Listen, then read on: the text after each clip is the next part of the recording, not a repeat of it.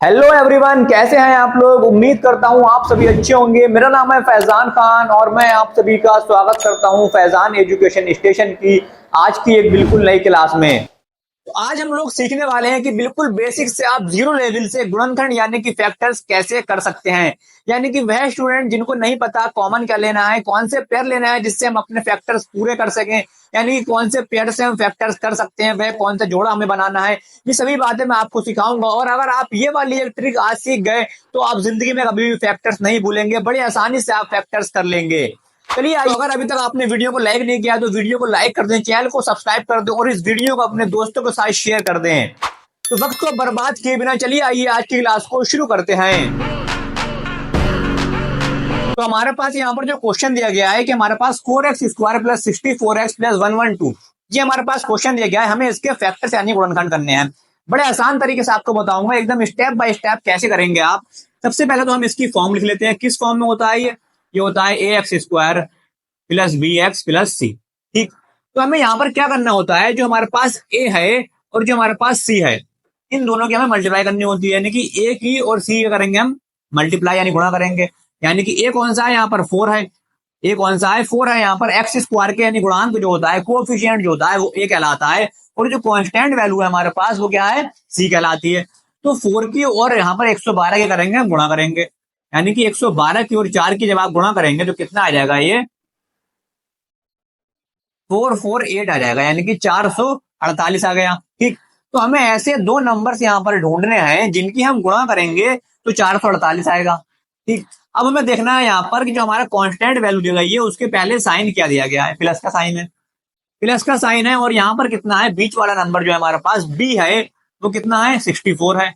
64, तो हमें देखना है यहाँ पर कि जो 64 है, यानी कि अगर हम उन दो नंबर्स को जोड़ें यानी कि ऐड करें तो 64 आना चाहिए और उन दो नंबर की मल्टीप्लाई करें तो कितना आना चाहिए, 448 यानी कि 448 यहाँ पर आना चाहिए। ठीक, तो हम इसको कैसे पता लगाएंगे कौन से वो दो नंबर हैं। तो क्या करेंगे, इसके लिए हम जो हमारे पास यहाँ पर 448 निकल कर आया है 448, इसके हम फैक्टर्स करेंगे। ठीक, कैसे करेंगे, 2 दूनी 4, 2 दूनी 4, 2 चौक 8, सभी को आ जाएंगे। ये तो दो ही करना, तो 2 ही करना, तो 2 दूनी 4,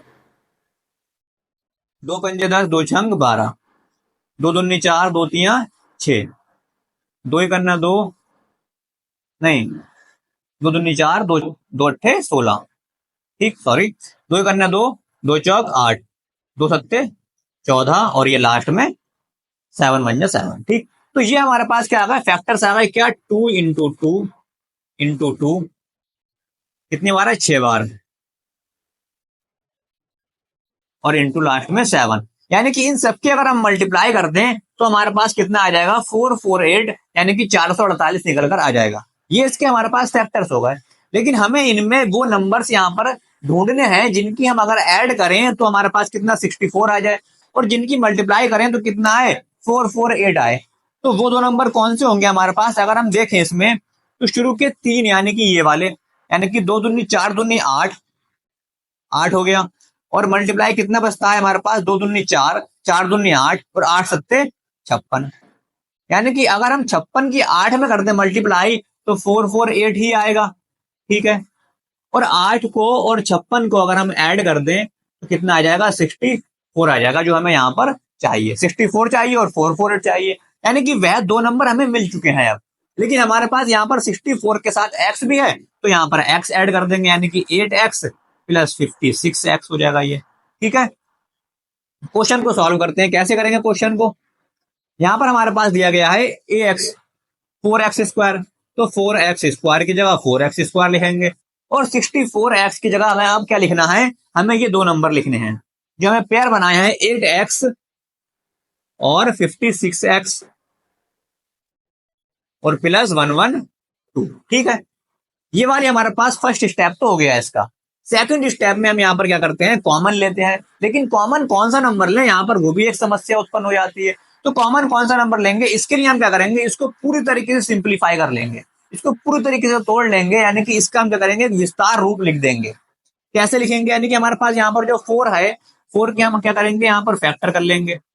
कैसे होंगे, 2 दूनी 4 और 2 ही करना 2, यानी कि 2 इंटू 2 हम लिख सकते हैं इसे।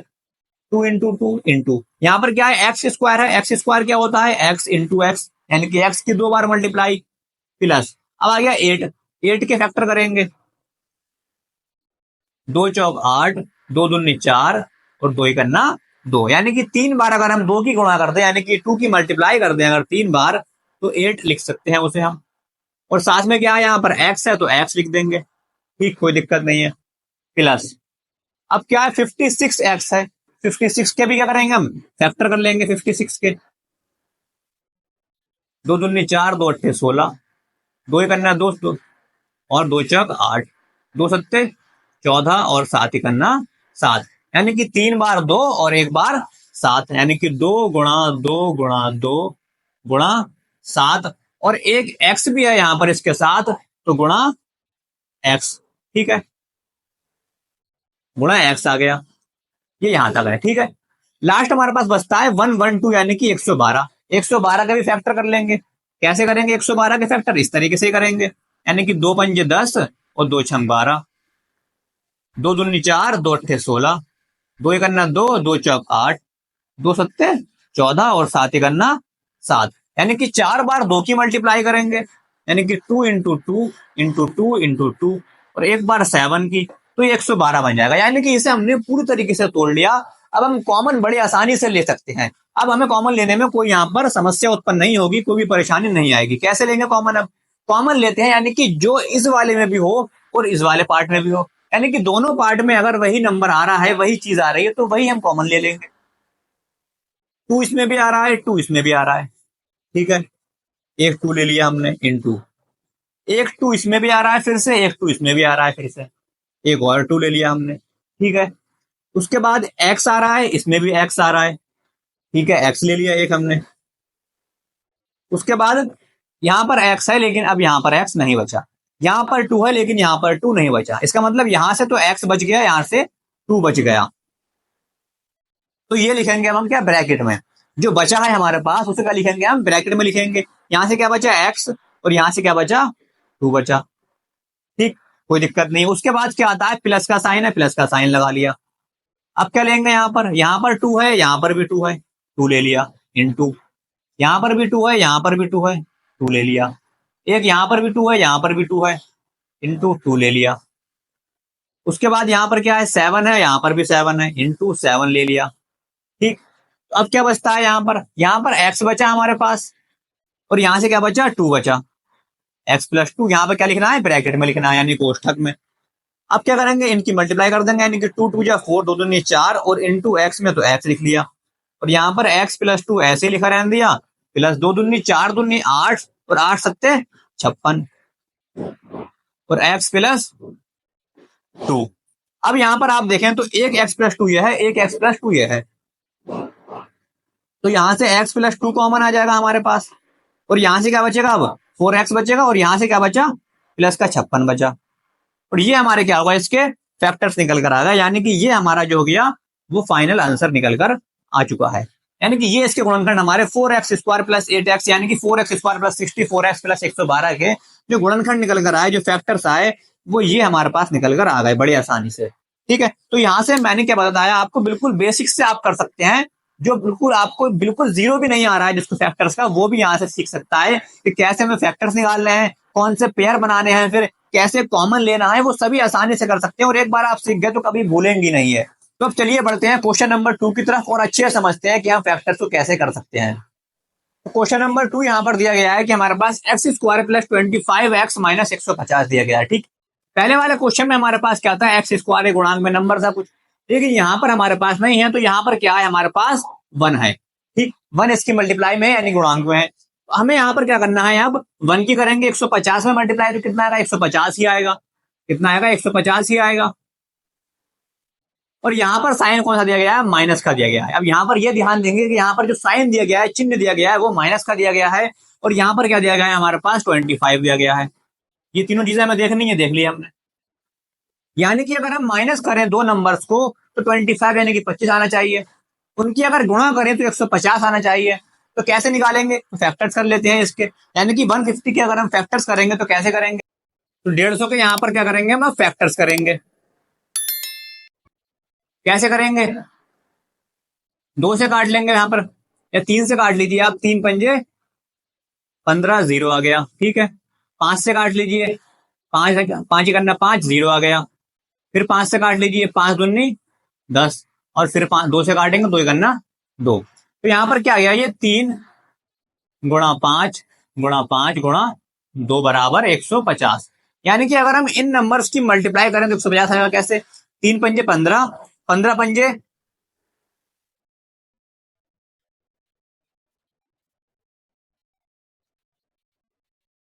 75 और 75 दूनी कितने होते हैं? 150। ठीक, तो हमें इनमें यहाँ पर दो नंबर्स ऐसे देखने हैं जिनको अगर हम जोड़ेंगे, यानी कि जिनको घटाएंगे, यहाँ पर देखना है, ध्यान देना है, यहाँ पर चिन्ह क्या दिया गया है? माइनस का दिया गया है। जिनको हम माइनस करेंगे तो 25 आएगा, और अगर हम यहाँ पर गुणा करेंगे उन नंबर्स की तो 150 आना चाहिए। तो अगर हम यहाँ पर देखें कि 3 गुणा 5 और गुणा 2, यानी कि 5 या 15 दूनी 30 गुणा 5 अगर हम कर दें तो कितना आ जाएगा? 150, और 30 माइनस 5 कर दें तो कितना आ जाएगा? 25 आ जाएगा। ठीक है, दो नंबर हमें मिल गए, यानी कि हमें जोड़ा था वो हमें मिल गया यहाँ पर। तो अब यहाँ पर हम क्या करेंगे? यहाँ पर अब क्या करेंगे, हम क्वेश्चन सॉल्व कैसे करेंगे? एक्स स्क्वायर की जगह हम क्या लिखेंगे? एक्स स्क्वायर ही लिखेंगे, प्लस अब जो 25x है उसकी जगह हम क्या लिखेंगे? 30x, और माइनस का 5x, और माइनस 150, ये वाला ऐसे लिख देंगे। अब क्या करते हैं, हम कॉमन लेते हैं। तो कॉमन लेने के लिए हम क्या करेंगे, इनको हम क्या करेंगे, पहले तोड़ लेंगे। तो एक्स स्क्वायर को क्या करेंगे, हम एक्स गुणा एक्स लिख सकते हैं, प्लस 30x, 30 के हम क्या करेंगे, फैक्टर्स कर लेंगे। 2 पंद्रह 30, 5 3 15, और 3 ही करना 3, यानी कि 2 गुणा 3 गुणा 5 हम इसे लिख सकते हैं, यानी कि 2 गुणा 3 गुणा 5 लिख सकते हैं इसे। और साथ में क्या है, एक एक्स भी लगा हुआ है, तो गुणा एक्स माइनस 5x को हम 5x ही लिखेंगे, माइनस 150। 150 के भी फैक्टर कर सकते हैं हम। 150 के फैक्टर कैसे करेंगे? तो 150 के फैक्टर हमारे पास यहाँ पर दिए गए हैं। ये क्या है, 3 गुणा 5 गुणा 5 गुणा 2, ये हमारे पास क्या आ गया? 150 के फैक्टर आ गए। अब क्या करेंगे, कॉमन लेंगे। कॉमन कैसे लेते हैं कि यहाँ पर x है, ठीक, और यहाँ पर भी क्या है, एक x है, ठीक, तो x कॉमन आ गया। उसके बाद क्या है, यहाँ पर x है लेकिन यहाँ पर कोई x है वो नहीं बचा, और जो यहाँ पर नंबर है वो इधर नंबर नहीं है, यानी कि सिर्फ x हमारा यहाँ पर कॉमन आया। अब यहाँ पर क्या लिखेंगे हम, यहाँ पर ब्रैकेट में जो बचा हुआ है, यानी कि एक यहाँ पर एक x बचा यहाँ से, अब प्लस ले आएंगे।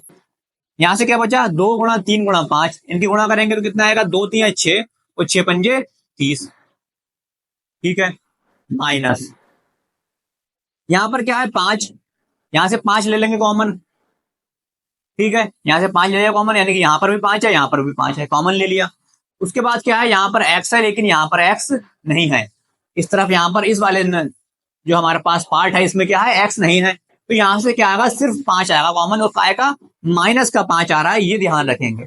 माइनस प्लस का चिन्हों का बहुत ज्यादा ध्यान रखेंगे। तो यहाँ पर क्या बचा, हमारे पास x बचा, यानी कि माइनस और माइनस क्या हो गया, प्लस हो गया, ठीक, और ये यहाँ पर क्या हो जाएगा, माइनस और माइनस ये भी क्या हो जाएगा, प्लस हो जाएगा।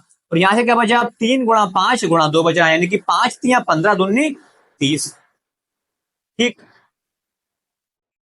अब क्या लिखेंगे यहाँ पर क्या बचा हमारे पास, दोनों तरफ कॉमन x प्लस 30 है, तो एक यहाँ पर ब्रैकेट x प्लस 30 कॉमन ले लेंगे, और क्या बचता है यहाँ पर, x माइनस 5 यहाँ पर बचता है, और यही आपका आंसर आ गया, ठीक। यही क्या आ गया, आपका आंसर आ गया। बहुत ही आसान तरीके से आप यहाँ पर ऐसे ही कोई भी बड़े से बड़ा यहाँ पर गुणनखंड यानी कि फैक्टर बड़े आसानी से निकाल सकते हैं। तो उम्मीद करता हूँ आप लोगों को ये क्वेश्चन समझ में आ गए होंगे, आप लोगों को मेथड समझ में आ गया होगा किस तरीके से आपको फैक्टर्स करने हैं, गुणनखंड करने हैं। तो अगर समझ में आ गया तो वीडियो को लाइक करें, दोस्तों के साथ वीडियो को शेयर कर दें, चैनल को सब्सक्राइब नहीं किया है चैनल को सब्सक्राइब कर दे।